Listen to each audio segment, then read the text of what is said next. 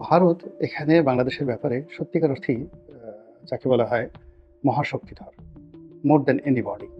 এখানে ভারত যদি শেখ হাসিনার জন্য শক্তি প্রয়োগ করতে চায়, আ তাহলে ভারতকে বাধা দেওয়ার মতো শক্তি এখানে কারো নেই। কোনো গ্লোবাল শক্তি তাকে বাধা দিতে পারবে না। এবং তারা যদি এই কাজটি করে তাহলে রাশিয়াও তাদেরকে সমর্থন দেবে। আমেরিকা দূর থেকে হম্বিতম্বি করবে কিন্তু মনে, মনে খুশি হয়ে যাবে এবং এটি ভারতের জন্য খুব বেশি দরকার। তো এটা হলো তার ১ নম্বর আশার বাণী। ২ নম্বর হলো যে এই সময়ের মধ্যে গত ৭ মাসে তিনি প্রমাণ করতে পেরেছেন যে তার চেয়ে বিশ্বস্ত বন্ধু ভারতের নেই।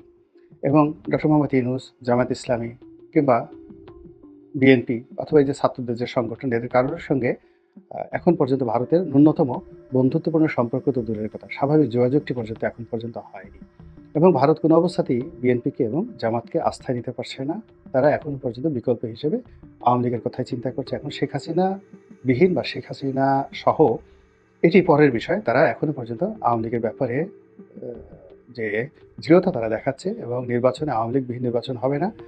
এই ব্যাপারে তারা যে চাপ প্রয়োগ করছে বিভিন্ন অ্যাঙ্গেল থেকে, এটি শেখ হাসিনার জন্য দ্বিতীয় সফলতার কথা। তৃতীয়ত হলো বর্তমান সরকারের ব্যর্থতা। বর্তমান সরকারের সীমাহীন ব্যর্থতা তাকে উল্লসিত করছে, তাকে আশান্বিত করছে এবং তাকে ফিরে আসার জন্য স্বপ্ন দেখাচ্ছে। ৪ নম্বরে যেটি রয়েছে সেটি হলো তার উন্নয়ন কর্মকাণ্ড। এখন দিন যত যাচ্ছে মানুষ তার এই উন্নয়ন কর্মকাণ্ডের কথা স্মরণ করছে।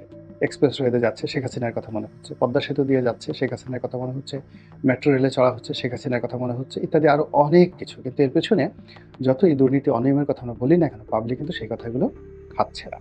এই গেল যাকে বলা হয় তার ৪ নম্বর সম্ভাবনা। ৫ নম্বরে হলো যে আমাদের দেশের জনগণ শাসক হিসেবে যে ধরনের মানুষ চায় শেখ হাসিনার মধ্যে সেই গুণাবলীগুলো ছিল। এবং এই যে শেখ হাসিনার দৃঢ়তা এবং তার জিদ, তার কাজ করার ক্ষমতা, তার দ্রুত সিদ্ধান্ত গ্রহণ করার ক্ষমতা, ক্ষতি করার ক্ষমতা, উপকার করার ক্ষমতা। তিনি যদি বলতেন যে আজকে আমি অমুক জায়গাতে একটা গ্রাম তৈরি করে দেবো, ২৪ ঘন্টার মধ্যে তিনি সেই গ্রাম ডিসিএসপির সব দৌলতে ২৪ ঘন্টার মধ্যে বাস্তুহারাদের জন্য একটা গ্রাম তৈরি হয়ে যেত। তিনি রাজনীতিতে সারপ্রাইজ দিতে ভালোবাসতেন। এই জিনিসগুলো মানুষজন খুব পছন্দ করে। নাটকীয়তা ভীষণ রকম পছন্দ করে। এটি হলো তার আ ৬ নম্বর। আর ৭ নম্বর হলো তার যে সঙ্গী সাথী তিনি তৈরি করে ফেলেছিলেন ব্যবসা-বাণিজ্য, শিল্প, সাহিত্যে।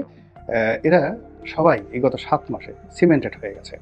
তারা বুঝতে পেরেছে যে আওয়ামী লীগ ছাড়া তাদের কোনো গতি নেই। তাদেরকে মরে যেতে হবে, অস্তিত্ববিহীন হয়ে পড়তে হবে অথবা আওয়ামী লীগকে সাহায্য এবং সহযোগিতা করে তাদেরকে সেই আওয়ামী লীগের সাথেই থাকতে হবে। এই জিনিসগুলো তারা কিন্তু এখন মনে করছে ব্যবসায়ীরা।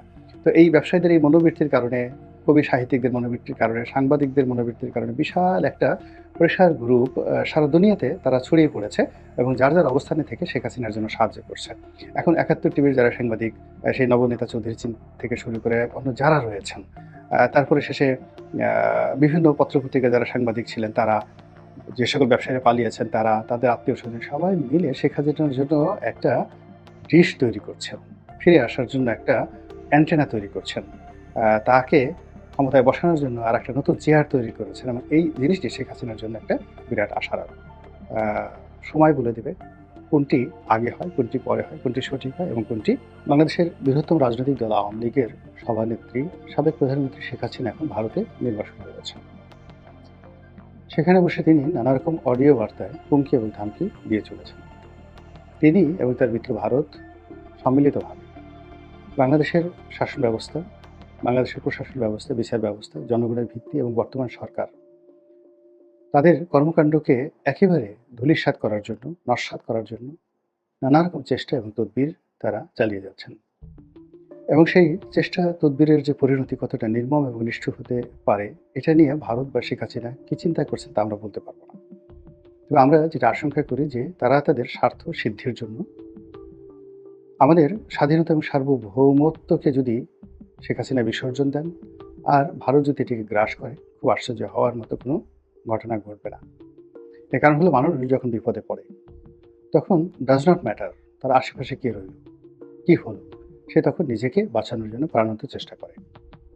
দ্বিতীয়ত মানুষের যখন স্বার্থে আঘাত হানে তখন মানুষ তার সেই স্বার্থ সিদ্ধির জন্য খুন, জখম, রাহাজানি থেকে শুরু করে করতে পারে না এহেন কোনো কুকর্ম নেই। তো এই মুহূর্তে ভারতের একই অবস্থা। বাংলাদেশে তাদের দীর্ঘদিনের মিত্র শেখ হাসিনার যে এইভাবে পতন হবে তারা কল্পনা করতে পারেননি। এটা যেভাবে শেখ হাসিনার পতন একই সঙ্গে ভারতেরও পতন। ভারতের সীমাহীন গোয়েন্দা ব্যর্থতা। ভারত যদি প্রথম থেকে বুঝতে পারত যে এরকম একটা বিপ্লব দানা বাঁধছে। এই বিপ্লবের পেছনে অনেকের হাত আছে এবং সেখানে জাতিসংঘ থেকে শুরু করে মার্কিন যুক্তরাষ্ট্রের FBI এবং আরও অনেক বহিঃশত্রুর সঙ্গে সঙ্গে দেশের যে রাজনৈতিক শক্তিগুলো, সাধারণ আমজনতা এবং তার সঙ্গে সঙ্গে কিছু নিষিদ্ধ ঘোষিত সংগঠন যার যার অবস্থান থেকে এরকম কিছু কর্মকাণ্ড করে যাচ্ছিল, যে কর্মগুলো ক্রমশই সরকারের নিয়ন্ত্রণের বাইরে চলে যাচ্ছিল, যেটি ভারতের গোয়েন্দা সংস্থাগুলো বুঝতে পারেনি। ফলে কি হলো, ভারত এখন ত্রিমুখী চাপের মধ্যে পড়েছে। প্রথম চাপ হলো শেখ হাসিনাকে আশ্রয় দেওয়ার কারণে তাদের দেশে শেখ হাসিনার বিপক্ষে যারা লোকজন রয়েছেন তারা নানা রকম দাবি দেওয়া তুলছেন। দ্বিতীয়ত, শেখ হাসিনাকে দেশ থেকে তাড়িয়ে দেওয়ার জন্য এক ধরনের চাপ রয়েছে। আর তৃতীয়ত, বাংলাদেশের প্রতি তাদের যে নীতি ছিল সেই নীতির কারণে নরেন্দ্র মোদীর প্রচণ্ড সমালোচনা চলছে। মোটা দাগে এই হলো তথ্যগুলো। আর যেগুলো বাস্তব সেটি হলো যে বাংলাদেশের রাজনীতি যদি ভারতের নিয়ন্ত্রণের বাইরে চলে যায় এবং এখানে চীন যদি এসে ঘাঁটি করে, তাহলে সেক্ষেত্রে ভারতের যে সেভেন সিস্টার, সেই সেভেন সিস্টার ভারতে হাতছাড়া হয়ে যাবে। এবং ভারতের যদি সেভেন সিস্টার হাতছাড়া হয়ে যায়, আমাদের পার্বত্য চট্টগ্রাম হাতছাড়া হয়ে যাবে সঙ্গে সঙ্গে, অ্যাট দ্য সেম টাইম একই সাথে এই ঘটনাটা ঘটবে। অর্থাৎ ভারতের সেভেন সিস্টার চলে যাবে, আমাদের চট্টগ্রাম, পার্বত্য চট্টগ্রাম এই অঞ্চলগুলো চলে যাবে। ফলে এটা নিয়ে ভারত যেভাবে চিন্তিত, তার সঙ্গে সঙ্গে কিন্তু আমরাও কম চিন্তিত নই। তো এই অবস্থাতে শেখ হাসিনা কি করবেন, তার উপর কিন্তু অনেক কিছু নির্ভর করে। তিনি যদি ভালো করেন, তিনি যদি এই সময়টিতে এসেও আত্মোপলব্ধি করেন, তাহলে তার জন্য কল্যাণকর এবং আমাদের জন্য কল্যাণকর। এর কারণ হলো এত বড় একটা রাজনৈতিক দলের নেতৃত্ব এখন তার হাতে এবং দেশের ৩৫% মানুষের জনসমর্থন অন্ধের মতো তাকে অনুসরণ করছে এবং তিনি সত্য বলেন, মিথ্যা বলেন, অনুনয় করেন, বিনিময় করেন, যা কিছু করেন না কেন, তার দলের কর্মী সমর্থক যাদের সামান্য বিবেক বিবেচনা আছে তারা বাদে বাকি সবাই একেবারে ভেড়ার পালের মতো রীতিমতো মাথা ঝুলাচ্ছে। আপা আসেন, আপনার হাতে দেশ নিরাপদ, শেখ হাসিনা আজ আসবে, কাল আসবে, মার্চ মাসের 15 তারিখে চলো আমরা সবাই এয়ারপোর্টে যাই, সেদিন শেখ হাসিনা আসবে। এইরকম একটা যাকে বলে ধোয়া তুলে প্রতি মুহূর্তে সামাজিক মাধ্যম গরম করে তুলছে। তো সেই দিক থেকে শেখ হাসিনাকে নিয়ে নির্মোহ আলাপ আলোচনা করা এবং তার চিন্তা চেতনা কী এবং তার আগামী দিনে কী কী ভয়, আতঙ্ক ইত্যাদি কাজ করে, সেই বিষয়গুলো নিয়ে আমাদেরকে ভাবতে হবে, যেন সো দ্যাট আমরা শেখ হাসিনা এবং আওয়ামী লীগ থেকে সতর্ক থাকতে পারি। আমি প্রথমে যেটা বলতে চাই যে শেখ হাসিনার ৭টি ভয়। তার প্রথম ভয় হলো যে এই মুহূর্তে তার কাছে যে জিনিসটি রয়েছে সেটি হলো আওয়ামী লীগের নেতৃত্ব। এটি যে কোনো সময় চলে যেতে পারে। 111-এ তার এই অভিজ্ঞতা রয়েছে এবং সেই অভিজ্ঞতার আলোকে এখন যারা ক্ষমতায় আছেন তারা অনেক ক্যালকুলেটিভ, অনেক সামর্থ্যবান এবং একই সঙ্গে আওয়ামী লীগ ১১ সময় যতটা দুর্বল ছিল তার চেয়ে এখন বেশি মাত্রায় দুর্বল। কাজেই শেখ হাসিনা যদি নেতৃত্ব হারিয়ে ফেলেন তাহলে তিনি সবকিছু হারাবেন।